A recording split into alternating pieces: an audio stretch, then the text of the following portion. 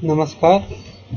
राजकीय महाविद्यालय अंता के यूट्यूब चैनल पर आपका एक बार फिर से स्वागत है। देखिए बच्चों, इससे पहले वाले वीडियो में मैं आप लोगों को चालकता के कुछ अनुप्रयोग पढ़ा चुका हूँ, कंडक्टोमेट्रिक टाइट्रेशन या कंडक्टोमेट्रिक एनालिसिस के, जिसमें है एक तो डिसोसिएशन कांस्टेंट ज्ञात करना, अल्फा ज्ञात करना और स्पेरेंगली सोल्यूबल सॉल्ट की सोल्युबिलिटी ज्ञात करना था। अब आज वाले वीडियो में मैं पढ़ाऊंगा आपको चालकता मूलक अनुमापन। यानी कि आप लोगों ने पहले जो अनुमापन पढ़ा होगा वो ऑक्सीडेशन रिडक्शन अनुमापन पढ़कर आए हो। अनुमापन तीन चार प्रकार का होते हैं, जिसमें से कुछ में क्या कमी है, किसको कैसे रिड्यूस करते हैं। तो एक अनुमापन पढ़ेंगे अपन, चालकता मूलक अनुमापन। ये आप लोगों का प्रैक्टिकल का पार्ट भी है, जो बीएससी फाइनल के प्रैक्टिकल के रूप में भी कराया जाता है। तो चालकता मूलक अनुमापन होते क्या, देखिए। किसी विलयन की सांद्रता के निर्धारण के लिए किए गए अनुमापन में यदि उस विलयन के अंतिम बिंदु का निर्धारण चालकता की सहायता से किया जाता है तो इस प्रक्रिया को चालकता मूलक अनुमापन कहते हैं। इस विधि का मुख्य सिद्धांत ये होता है कि एंड पॉइंट से पूर्व व पश्चात विलयन की चालकता में परिवर्तन होता है। Got it? प्रमुख कंडक्टिविटी रेडिकल टाइट्रेशन निम्न प्रकार है। सबसे पहले पढ़ेंगे अपन जो कंडक्टिविटी में है ना, वो एसिड बेस टाइट्रेशन ही ज़्यादा पढ़ते हैं, यही प्रैक्टिकल करते हैं। इस विधि में अम्ल के ज्ञात आयतन को फ्लास्क में लेकर ब्यूरेट की सहायता से क्षार को बूंद बूंद कर अनुमापन किया जाता है। प्रमुख अम्ल क्षार अनुपात निम्न प्रकार है। देखो, ये प्रैक्टिकल का पार्ट है। एक्चुअल में क्या होता है, जो फ्लास्क कोनिकल फ्लास्क ले लेते हैं अपन, उस कोनिकल फ्लास्क में तो अपन लेते हैं, क्या लेते हैं उसमें, तो लेते हैं अपन जिस अम्ल का जो ज्ञात कर रहे हैं वो लेंगे अपन यहाँ पर एसिड।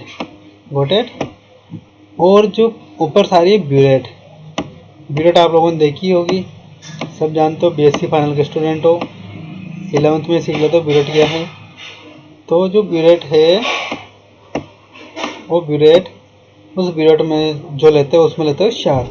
अब क्षार को कोनिकल फ्लास्क में तो ज्ञात मात्रा लेते हो, क्या लेते हो, ज्ञात मात्रा, और ब्यूरेट में भर लेते हो 50 सेंटीमीटर तक।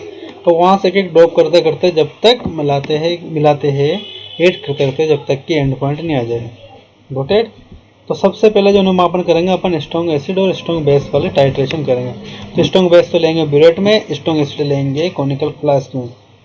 स्ट्रॉन्ग एसिड इक्विवेलेंट एग्जाम्पल के रूप में क्या लिया, HCl को फ्लास्क में लेकर ब्यूरेट की सहायता से स्ट्रॉन्ग बेस कौन सा लेंगे अपन, NOH को इसमें बूंद बूंद करके मिलाया जाता है, जिससे अम्लीकृत अभिक्रिया होती है। एसिड और बेस अभिक्रिया करके क्या बनाते हैं, लवण। तो जो NaCl लवण और H2 वाटर बन गया।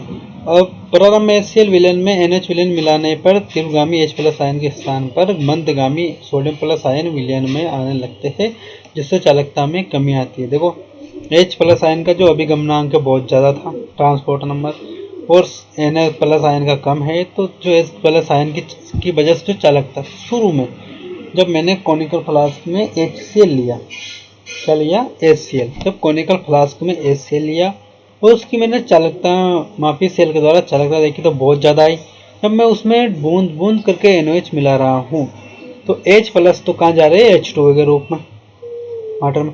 अब उसकी जगह कौन आ रहा है, कैटायन Na+ का अभिगमनांक कम है, यह मंद गति से चलता है। तो जैसे जैसे मैं एक ड्रॉप NaOH डालता जाऊंगा वैसे वैसे कोनिकल फ्लास्क की चालकता क्या होती जाएगी, कम होती जाएगी।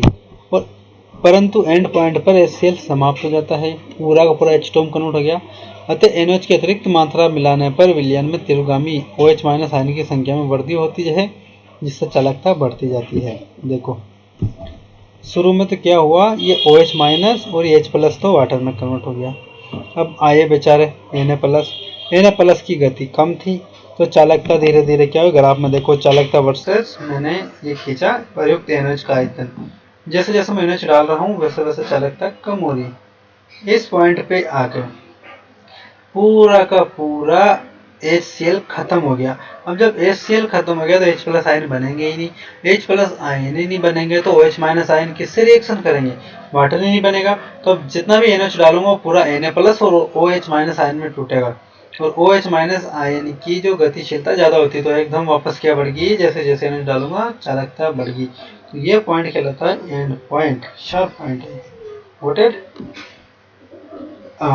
तो इसको कहते हैं स्ट्रॉन्ग एसिड और स्ट्रॉन्ग बेस के बीच टाइट्रेशन। ग्राफ याद रखना है। अब पढ़ता है अपन, नेक्स्ट है वीक एसिड और स्ट्रॉन्ग बेस टाइट्रेशन। मैंने जो वीक एसिड लिया वो एसिटिक एसिड लिया, और जो स्ट्रॉन्ग बेस लिया वो NaOH लिया। ये एग्जाम्पल भी याद रखना। तो मेरे पास बना सोडियम एसिटेट, तो सोल्ट, और H2 वाटर। वीक एसिड के रूप में एसिडिक एसिड के निश्चित आयतन को किस में लेंगे, फ्लास्क में लेकर ब्यूरेट की सहायता से इसमें स्ट्रॉन्ग बेस NH बूंद बूंद करके मिलाने से उपरोक्त समीकरण प्राप्त होती है जो ऊपर दी थी, है ना। प्रारंभ में विलयन में एसिटिक एसिड में NH मिलाने पर अल्प वियोजित एसिटेट के स्थान पर तीव्र वियोजित सोडियम एसिटेट की संख्या में वृद्धि होने लगती है, जिससे विलयन की चालकता में भी अल्प वृद्धि परीक्षित की जाती है। ये पॉइंट समझ में आया, ये वाली लाइन। एक्चुअल में एसिटिक एसिड तो वीक इलेक्ट्रोलाइट है, और इसमें जैसे NH डाला, जो वीक एसिड और स्ट्रॉन्ग बेस है जो सोल्ट बना है।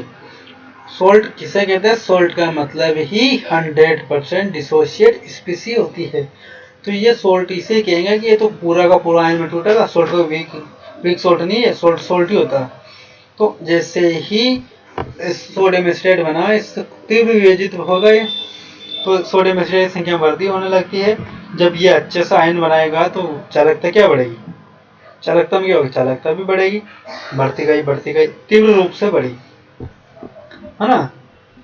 किंतु एंड पॉइंट पर एसिटिक एसिड समाप्त हो जाता है तथा इसके बाद भी NaOH मिलाने पर विलयन में तीव्रगामी आयन की सांद्रता में वृद्धि होती है, जिससे विलयन की सांद्रता में भी तीव्र वृद्धि होती है। जैसे ये खत्म हो, एकदम सांद्रता बढ़ी, पहले तो यूं बढ़ी थी, धीरे धीरे स्ट्रेट लाइन आती, फिर एकदम बड़ी ऐसे।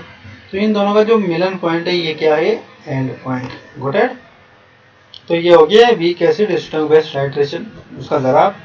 अब देखिए नेक्स्ट है strong acid weak base titration. अब यहाँ पर जो मैंने स्ट्रॉन्ग एसिड लिया है वो तो इससे लिया, वीक बेस लिया अमोनियम हाइड्रोक्साइड, इससे बना अमोनियम क्लोराइड और H2। देखो इसमें कैसे ग्राफ आता है, ये ग्राफ कैसे क्यों आया ये समझाता हूँ। प्रारंभ में HCl सॉल्यूशन में NH4OH मिलाने पर तीव्रगामी H+ आयन के स्थान पर मंदगामी अमोनियम आयन सॉल्यूशन में आने लगते हैं, जिसमें विलयन की चालकता में कमी होती है। तो चालकता में कमी हो रही है, मंदगामी आया। ये ग्राफ वैसा ही बना जैसा शुरू में बना था स्ट्रॉन्ग एसिड स्ट्रॉन्ग बेस के लिए। अब लेकिन नेक्स्ट प्लॉट, किंतु एंड पॉइंट पर HCl समाप्त हो जाता है तथा NH4OH की अतिरिक्त मात्रा मिलाने पर भी विलयन की चालकता स्थिर बनी रहती है, क्योंकि अमोनियम हाइड्रोक्साइड वीक इलेक्ट्रोलाइट होता है और इसका आयनन अथवा वियोजन नगण्य होता है। स्थिर बनी रही, क्योंकि अमोनियम हाइड्रोक्साइड वीक है तो आयन नहीं बना, तो ये क्या होगी, स्थिर होगी। ये याद रखना ग्राफ। और ये क्या था, एंड पॉइंट। तो ये मेरे पास कंडक्टोमेट्रिक टाइट्रेशन थी, वो एसिड बेस टाइट्रेशन खत्म होगी। अब जो नेक्स्ट टाइट्रेशन है वो है weak acid weak base titration. Weak acid and weak base titration है ना, उसमें देखो weak acid acetic acid, weak base लिया मैंने अमोनियम हाइड्रोक्साइड, और अमोनियम एसिटेट तो बना सोल्ट और H2। इसमें क्या होता है ये समझो। प्रारंभ में जब एसिटिक एसिड सॉल्यूशन में अमोनियम हाइड्रोक्साइड को मिलाया जाता है तो अल्पयोजित सोडियम एसिटेट एसिटिक एसिड के स्थान पर पूर्ण वियोजित अमोनियम एसिटेट बनने लगता है, जिससे विलयन की चालकता में वृद्धि होती है। ये चालकता में वृद्धि हो रही, क्योंकि जो एसिटिक एसिड है उसकी जगह क्या बन रहा है, सोल्ट बन रहा है। सोल्ट तो आयन में टूटेगा, जैसे ही बना एंड पॉइंट पर एसिटिक एसिड समाप्त हो गया, जितना टूटना था टूट चुका और सॉल्ट बना था बन चुका। इसके पश्चात यदि अतिरिक्त अमोनियम हाइड्रोक्साइड मिलाया जाए तो हम बताओ अमोनियम हाइड्रोक्साइड क्या था, वीक था, तो वो क्या टूटेगा, नहीं टूटेगा ना, तो चालकता क्या हो जाएगी, स्थिर हो जाएगी। इसलिए ये प्लॉट क्या हो गया, स्थिर हो गया। तो ये था किसका, वीक एसिड और वीक बेस का चालकता मिति अनुमापन ग्राफ। नोटेड। अब है एसिड बेस टाइट्रेशन। आप लोगों ने 4 प्रकार की पढ़ी। पहली स्ट्रॉन्ग एसिड स्ट्रॉन्ग बेस, दूसरी वीक एसिड स्ट्रॉन्ग बेस, तीसरी स्ट्रॉन्ग एसिड वीक बेस, और फोर्थ नंबर की है weak acid weak base titration.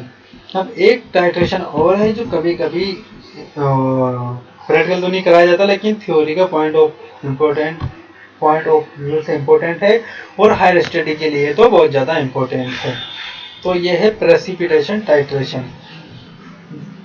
दो सॉल्ट के मध्य आयोनिक एक्सचेंज मिनिमम विक्रिया से पुनः दो नए लवणों का निर्माण होता है जिसमें से एक सॉल्ट की सॉल्युबिलिटी कम होने के कारण यह प्रेसिपिटेट रूप में परिवर्तित होकर विलयन में पृथक हो जाता है। इस प्रकार के अनुपापन को प्रेसिपिटेशन टाइट्रेशन कहते हैं। देखो प्रेसिपिटेशन टाइट्रेशन में एंड पॉइंट से पूर्व इसके पश्चात कंडक्टिविटी में भिन्नता पाई जाती है, अतः चालकता मापन के द्वारा एंड पॉइंट निर्धारण आसानी से किया जा सकता है। जैसे सिल्वर नाइट्रेट में KCl डाला तो silver chloride plus potassium nitrate बना, तो ये कम सोल्यूबल है तो इसके क्या हो गया, एक्सपेरिमेंट सोल्यूबल है ना, तो प्रेसिपिटेट हो गया। दो लवण से दो नए लवण बने, एक कम सोल्यूबल था एक ज्यादा सोल्यूबल था, तो कंडक्टिविटी एंड पॉइंट देखो इसका ग्राफ समझते हैं। इस टाइट्रेशन में सिल्वर नाइट्रेट में KCl मिलाने पर सॉल्यूशन की कंडक्टिविटी स्थिर बनी रहती है क्योंकि Ag+ के स्थान पर K+ आते हैं तथा Ag और K+ की कंडक्टिविटी लगभग समान है, कोई अंतर ही नहीं आया।